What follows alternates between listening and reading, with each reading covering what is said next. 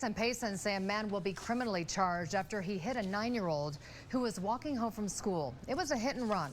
Today, that child is recovering and the driver turned himself in. Haley Crumblehome spoke with police about the driver, and Haley, they were just able to identify him within just about the last hour and a half or so. That's true. They just released his identity. His name is Jason Broadhead, and here's what police say he claims happened. He says that his eyes may have drifted close. He says it may have been drowsy driving. He said they may have closed right around this area here, and that when he opened them back up, he was on the sidewalk and continued on through the stop sign. And he says he had no idea that he had hit someone until he saw the police post this morning, and he turned himself in.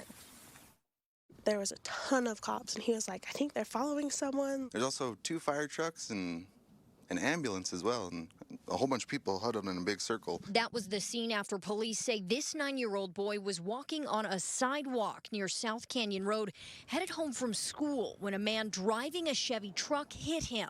The boy is recovering, but for moms like Courtney Castro, it's terrifying to think that could have been her own kid and someone could have been killed. The other kids reported he drove down the sidewalk for a while, too, before he even, got back on the road. And that makes me scared for my kids to ever walk home from school. Heston Steinfeld has kids of his own. He couldn't believe someone could just drive away. Yeah, my daughter walks to school every day.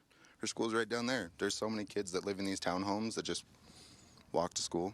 That's a joke. That's wrong. That's sick. That's horrible. At first, police didn't know why the driver took off. To take off, especially after hitting a kid, there's no justification for that. Police now say Jason Broadhead may have dozed off while driving. They say he claims he didn't even realize what he'd done until seeing their Facebook post this morning.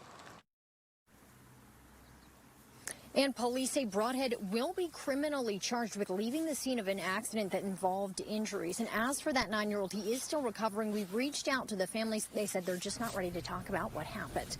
Live in Payson, Haley Crumblehome, 2 News.